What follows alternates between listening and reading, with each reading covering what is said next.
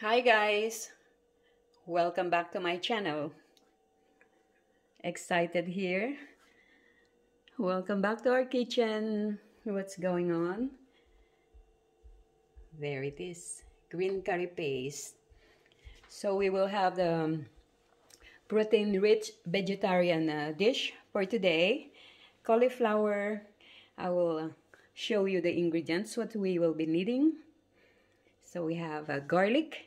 That's 3 cloves of garlic, 1 onion, yellow onion, 2 centimeter. About it's a big, it's a small. Ginger slice, a bit of paprika, carrot, leek, 1 celery stalk, and a small florets of our cauliflower. We have kale leaves,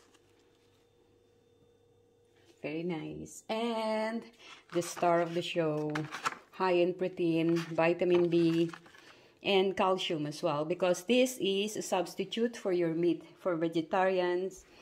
I will show you this mifu.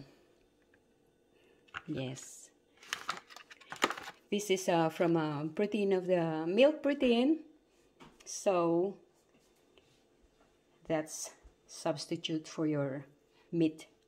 We have a green curry paste and a can of coconut milk. Peanut oil is enough, so let's get started.